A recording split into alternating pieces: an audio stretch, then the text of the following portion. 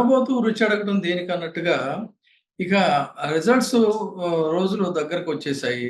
ఇంకా దీని మీద మళ్ళీ కామెంట్స్, సర్వేలు, ఒపీనియన్‌లు దేనికిలే అనుకున్నా. కానీ ఒక ఇద్దరి అభిప్రాయాలు నన్ను చాలా ఆకర్షించాయి కాబట్టి, ఈ రెండింటిని కూడా సమన్వయం చేసి చెప్పాలనేటువంటి దీంతోనే ఇప్పుడు ఈ వీడియో చేయటం. ఇది ఖచ్చితంగా ఒక ఆసక్తికరమైనటువంటి అంశంగా చూడాలి.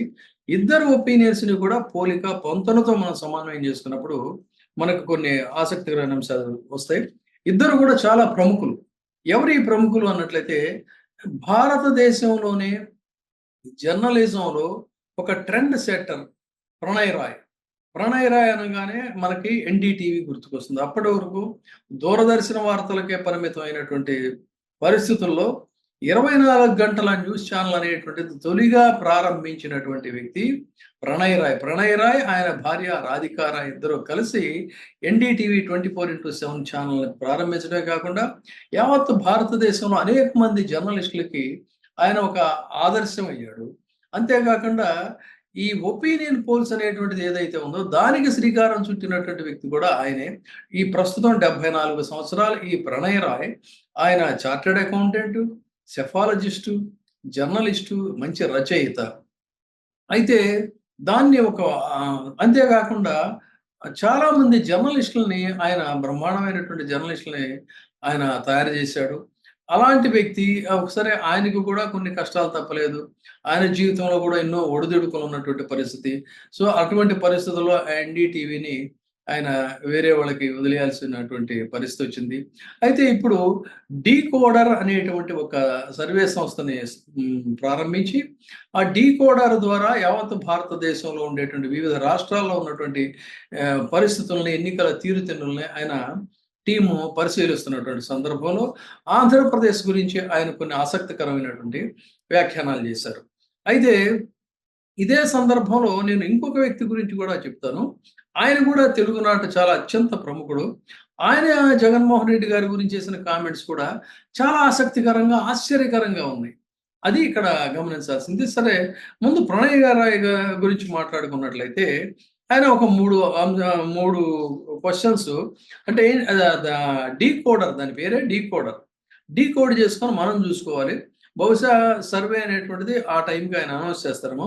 ప్రస్తుతం చెప్పింది ఏంటంటే, ఆంధ్రప్రదేశ్‌లో పరిస్థితి ఇటు సంక్షేమ పథకాలకి, అటు అభివృద్ధికి రెండిటికి మధ్య జరుగుతున్నటువంటి పోటీ అని చెప్పారు. అయితే జగన్మోహన్ రెడ్డి గారు అభివృద్ధికి ఇచ్చినటువంటి నిర్వచనం వేరే. సంక్షేమ పథకాల ద్వారానే మనీ మార్కెట్‌లో సర్క్యులేట్ అవుతుంది. తద్వారానే ఇది అభివృద్ధి అనేటువంటిది ఉంటుందనేది ఆయన ఇది. అయితే ఇక్కడ ఆయన దాదాపుగా వచ్చిన తర్వాత 4 పార్టీల అధినేతల్ని ఆయన కలిసాడు. బీజేపీ తరఫున సుజనా చౌదరిని కలిసాడు. చంద్రబాబు నాయుడు గారిని కలిసాడు. పవన్ కళ్యాణ్‌ని కలిసాడు. జగన్మోహన్ రెడ్డి గారిని కలిసాడు.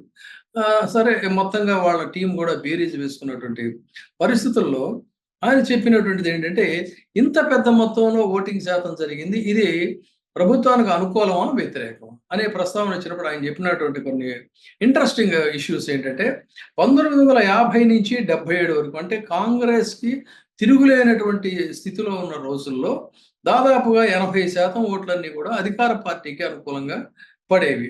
ఇది అప్పటున్నటువంటి ట్రెండు. తదనంతర కాలంలో ఈ ప్రభుత్వ విధానాలు, తర్వాత స్కాములు, ఇవి వాళ్ళలో లుకలుకలు, గొడవలు ఇవన్నీ చూసి జనం విసిగిపోయి, తర్వాత సోషల్ ఆర్గనైజేషన్స్‌లో ఒక చైతన్యం రావటం, ప్రతిపక్షాల్లో బలంగా ఒక కూటముల కింద కట్టడం. తద్వారా ఏమైందంటే ప్రభుత్వ వ్యతిరేక ఓటు పెద్ద ఎత్తున వచ్చినటువంటి పరిస్థితుల్లో 1997 నుంచి 2002 వరకు కూడా ఇది యాంటీ ఇన్కంబెన్సీగా ఎక్కువ శాతం ఓట్లు పోరాటం అనేటువంటిది యాంటీ ఇన్కంబెన్సీగా మారింది. దీన్ని చూపించే కూటమి ఇంత పెద్ద మొత్తంలో ఓట్లు పోలాయంటే మాకే అని చెప్పి జబ్బలు జరుచుకుంటున్నారు. అది కరెక్ట్ కాదని వాళ్ళకి కూడా తెలుసు. ఎందుకు అన్నట్లయితే 2002 తర్వాత మళ్ళీ ట్రెండ్ మారింది. ఆ ట్రెండ్ మారినటువంటి దరిమిలానే వెస్ట్ బెంగాల్‌లో మమతా బెనర్జీకి జరిగినటువంటి ఎన్నికల్లో భారీ పోలింగ్ గాని, కేసీఆర్‌కి మొదటిసారి తర్వాత రెండోసారి భారీగా జరిగినటువంటి పోలింగు, తిరిగి మళ్ళీ ఆయన్ని అధికార పీఠంలోకి తేవడం గాని, స్టాలిన్‌ని భారీ పోలింగ్‌తో అధికార పీఠంలోకి తేవడం గాని, ఇలాంటివన్నీ చూసుకున్నప్పుడు భారీ పోలింగ్ అనేటువంటిది ప్రభుత్వ అనుకూలత ఓటుగా చూడాలి. కానీ ప్రణయ్ రాయ్ గారి కామెంట్ అంటే ఇక్కడ చెప్పిందేంటంటే, ప్రస్తుత పరిస్థితుల్లో ఇది 50-50గా ఉంది. పాజిటివ్ ఓటు 50, నెగెటివ్ ఓటు 50 ఇంత పెద్ద మొత్తంలో పోలవడం అనేది చెప్పారు. సరే ఆయన అక్కడితో ఇదైతే సరే చూద్దాం అని చెప్పి అనుకోవచ్చు. కానీ మళ్ళీ ఇంకొక ఆసక్తికరమైనటువంటి అంశం చెప్పింది ఏంటంటే, రూరల్ ఏరియాలో వైసీపీకి దాదాపుగా 65% ఓట్లు ఉన్నాయని చెప్పారు. అర్బన్ ఏరియాలో 60% టీడీపీ వైపు ఉన్నారు అన్నారు. 60 ఇక్కడ శాతం చెప్పారు. 60% అంటే రూరల్ జనాలును, ఈ అర్బన్ జనాలు సమానంగా ఉన్నారని కాదు. ఆ ఉన్న జనాల్లో 60% టీడీపీకి అనుకూలం అర్బన్‌లో అయితే, 65% రూరల్‌లో వైసీపీకి అనుకూలం. అంటే పెద్ద మొత్తంలో ఉన్నటువంటి ఓటర్లు ఎవరయ్యా అంటే రూరల్‌లో ఉన్న జనాలు.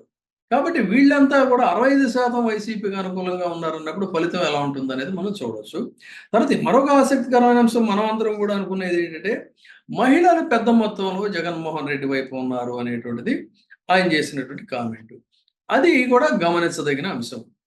అంతేకాకుండా రాయలసీమలో వైసీపీకి బలం ఉందని, టీడీపీకి సంబంధించి కోస్తాంధ్రాలో బలం ఉందని చెప్పన్నారు. అంటే ఇటు రాయలసీమలో ఆయనకున్నటువంటి బలం, రూరల్‌లో ఉన్నటువంటి 65% బలం, మహిళల అత్యధిక శాతంగా ఉన్నటువంటిది ఇవన్నీ కలిపి చూస్తే ఏమవుతుంది?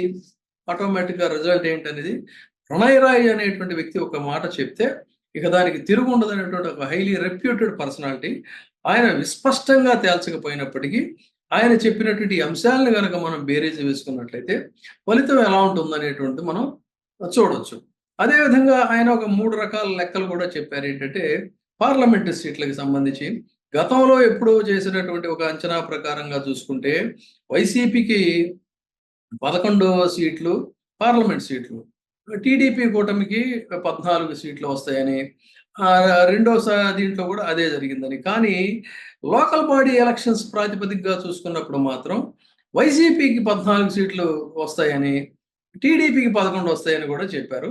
ఇది కూడా మనం నోట్ చేసుకోవాల్సినటువంటి అంశంగానే చూడాలి. సరే, ఇక ఆ విషయాన్ని అలా ఉంచినట్లయితే ఇది ప్రణయ్ రాయ్ చెప్పినటువంటి అంశంలో దీన్ని కూడా మనం జాగ్రత్తగా కాలిక్యులేట్ చేసుకుంటే అధికంగా మహిళలు జగన్మోహన్ రెడ్డి వెనుకుంటాం గానీ, 65% రూరల్ ఓటర్లు జగన్మోహన్ రెడ్డి గారి వెనకాల ఉండడం గానీ, 1/3 రాయలసీమ జగన్మోహన్ రెడ్డి గారి వైపు ఉండడం గానీ, ఇవన్నీ బేరీజు వేసుకున్నప్పుడు ఫలితాలు ఎలా ఉంటాయని చూడొచ్చు. సరే, ఇక్కడే ఇంకొక ఆసక్తికరమైనటువంటి వ్యక్తి గురించి మాట్లాడుకుందాం. అప్పుడు ఈ రెండింటిని కంపేర్ చేసి చూస్తే మీకు తెలుస్తుంది. ఎవరు అంటే అందరికీ చిరపరిచితులైనటువంటి వ్యక్తి జగన్మోహన్ రెడ్డి గారితో రాజశేఖర రెడ్డి గారి మరణం తర్వాత ఒక గ్యాప్ మెయింటైన్ చేస్తున్నటువంటి వ్యక్తి, కరడు కట్టిన కాంగ్రెస్ వాది. షర్మిలమ్మ కాంగ్రెస్‌లోకి వస్తే వెంట తీసుకెళ్ళి ప్రచారాల్లో కూడా పాల్గొన్నటువంటి వ్యక్తి కేవీపీ రామచంద్రరావు. కేవీపీ రామచంద్రరావు గారు చాలా ఆసక్తికరమైనటువంటి కామెంట్స్. ఇది కూడా మనం ప్రణయ్ రాయ్ కామెంట్స్ ఎలాగో ఈ కామెంట్స్‌ని కూడా మనం ఖచ్చితంగా తీసుకోవాల్సినటువంటి అవసరం ఉంది. ఏంటంటే ఆయన చెప్పింది, ఆయన ఒక ఇంటర్వ్యూలో ఆయన అడిగింది ఏంటంటే, పవన్ కళ్యాణ్ జగన్మోహన్ రెడ్డికి 45 సీట్ల నుంచి 67 సీట్లు మాత్రమే వస్తాయి. అంతకు మించి పెరిగే అవకాశం లేదన్నారు. మీరేమంటారు అని అడిగారు. అడిగితే దానికి ఆయన చెప్పిన సమాధానం ఏంటంటే, ఏది ఏమైనా జగన్మోహన్ రెడ్డి గారిని కుర్చీలోంచి దించేస్తాం. దానికోసం ఎవరితోనైనా కలుస్తాను. ఏమైనా చేస్తానని చెప్పినటువంటి పవన్ కళ్యాణే జగన్మోహన్ రెడ్డి గారికి 67 సీట్లు వస్తాయని చెప్పన్నాడు. అంటే ఇంకా ఆయనకు అధికారానికి కావాల్సినయన్ని 20 సీట్లు అని.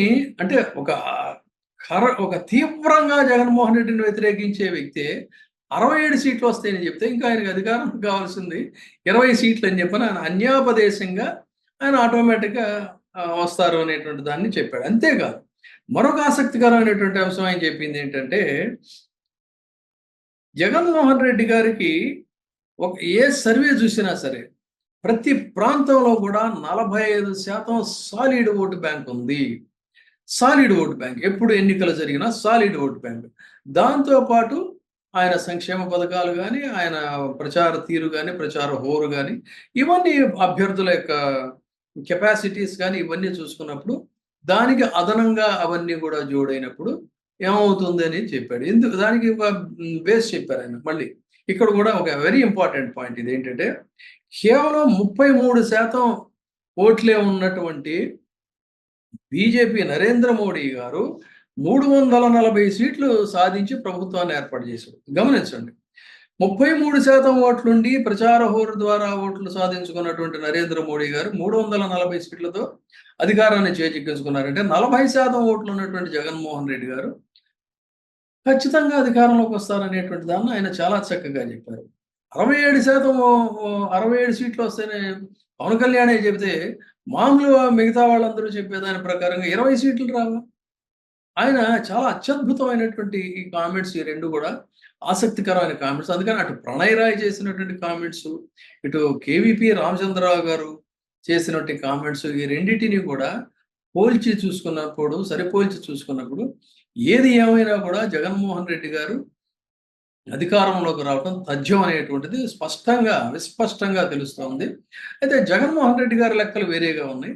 వాటి గురించి త్వరలో మనకే తెలుస్తుంది కాబట్టి, ప్రస్తుతం ఎవరికి వాళ్ళు తెగ టెన్షన్ పడుతున్న నేపథ్యంలో ఇద్దరు ప్రముఖులు చెప్పినటువంటి ఈ ఒపీనియన్స్‌ని మనం కంపేర్ చేసి చూసుకుంటే కూడా ఎట్టి పరిస్థితుల్లో జగన్మోహన్ రెడ్డి గారి విజయం తథ్యం అనేటువంటిది తెలుస్తుంది. దానికోసమనే ఈ వీడియో.